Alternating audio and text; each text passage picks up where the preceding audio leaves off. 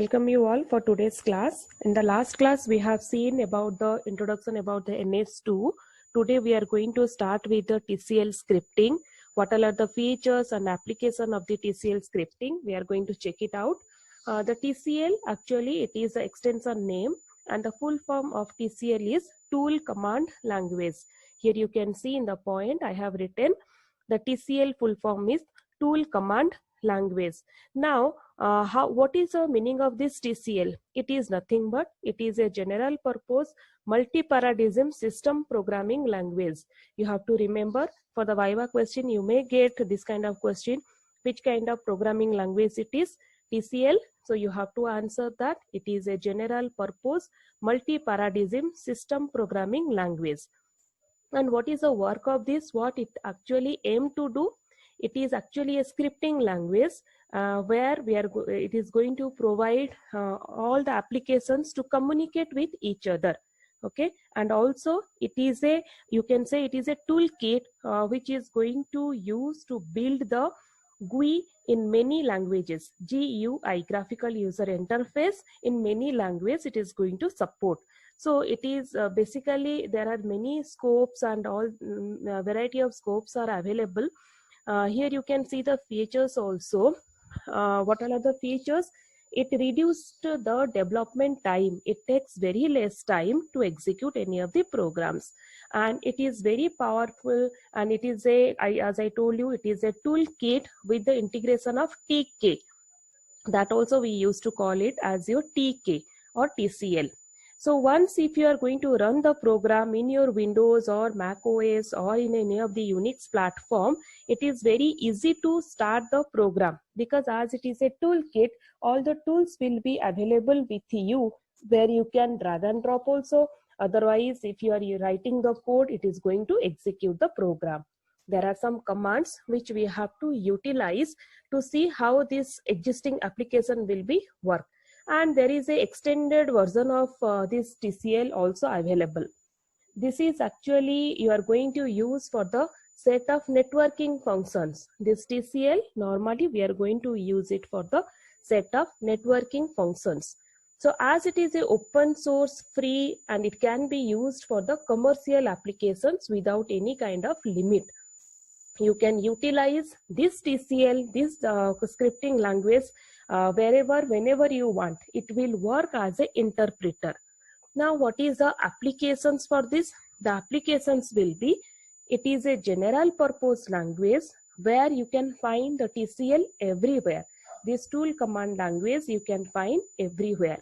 It is very scalable in the nature, and the websites, whatever is present, there are some direct websites are there where you can run online platforms are available where you can run this TCL commands very easily.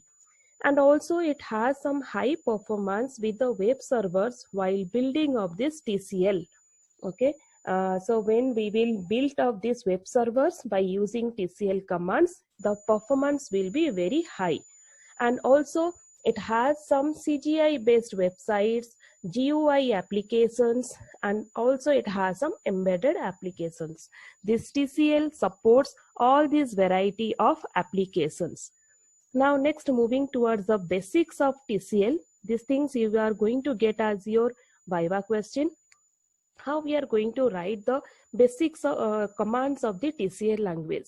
I will show you here, then we are going to work out as your hands-on session. The syntax will be, first you are going to write the commands, and again you are going to pass with your variety of your arguments. So what kind, whenever you are going to pass your arguments, you can give any kind of values or anything. And also here you can see that some variables I have here. Suppose if I want to write the hello world program, how we are going to write? You have to write the command as puts, then stdout, standard out. What is the output has to come? Hello world. Then your output will come as hello comma world, because here you have given the comma, so here also it will come as comma. So whatever you are giving as, these all are your arguments. Whenever you are going to pass the arguments, the answers also will come as the similar way how you have given.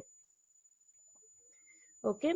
So the next one, you can see it as your variables. So here the variables, what all are the variety variables we can give?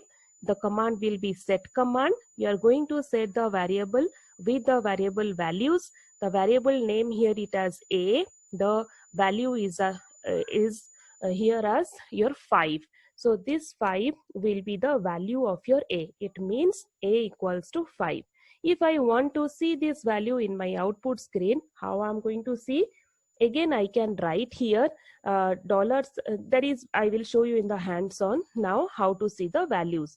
This is the command we are using to set the value of the variable a. There are one more ways to set the value of b. This you can see the the dollar sign. It will, the meaning of this dollar sign is it will take the contents of the variable. So now I have written here $a. It means that it will take the contents of the variable a. What is the value we have given for a? We have given as 5. So now this 5 directly it will replace here. It means $a is equals to nothing but your 5. So now set b equals to $a in the sense b value will set it as 5. So in this way you can set your variables. If you want to write some of the arithmetic way, you have to write expressions, EXPR. Then you have to write any of the expressions. This line has come down. So here how you are going to write this, you have to write the expression 7.2 divided by 4. So if you will write in this way, it will give you the value of your 7.2 divided by 4. Then there are some of the procedures which we have to follow. These things, everything we are going to see it in the hands-on session now. You can see PROC. This is nothing but your procedures. We are going to start. So diagram, some name we have given A and B. Here A, B. So here what is the expression I'm going to set? The value, whatever the answers will come from here, this square bracket, the answers fully it is going to save inside my C. Then what is the value? You can see expression square root, then the contents present, value present inside the A multiplied again with the contents of A. Then here again you are going to multiply B with the contents of B with the B again. The value whatever we are going to get from this is going to be added with this value. Then you are going to find out the square root, and the last you have to find the expressions whatever the answer has come. That values is going to save inside your C. This is one kind of your expression which is represented here. So how to find out this value? You can write also return C, the contents of C. So the whatever the contents has been present here, it is going to give you here. So in this way, we can, this DIAG is a diagonal, okay. So here, if I have written here that puts diagonal of a 3, 4 right angle is like this. So how I'm going to express these things? I have to write DIAG diagonal, then 3 and 4. So output will be 3 and 4, the right angle triangle, whatever the formula will be there, apply that, you will get the value as 5.0. Everything will come in your fractional, decimal values. So also we can use here the loops. How already we know the meaning of loops, how we are going to use the loop here. This is one kind of syntax here given, while $sign of I less than $sign of n. So remember one thing, normal way we used to write I less than n, but here as we want the contents, we have to write the $sign. Next is, here one more way is that setting the values. If you are going to write the for value, you have to write first is I equals to 0. So here directly I cannot write I equals to 0. So what I will do, I have to write set I space 0. Then what I am going to write is, I have to write I less than n. So the contents, whatever is there inside the I has to be less than the content is present inside the n. So this is the value of I less than n. Then increment I, it means I plus plus. So I have to write INCR space I. So this is a way of writing the for loop in case of your TCL program. So now here I want to show you some of the where TCL script components. What is this where TCL script components? This is nothing but it will create this TCL script is nothing but it is a scheduler. So first it has to create the event scheduler. It means that what kind of event you want to create, that you have to write. So next one, it has to create the new file where you are going to save the file. Then it will start the tracing file. You can understand in detail about all these things when we will write the NS programs. Okay, today we are not going to write the NS program. That will be for our next class. Today only we will concentrate on our TCL script commands. So whenever you are going to, as this TCL is supporting your NS2, we can write the network simulation programs under your TCL scripting language.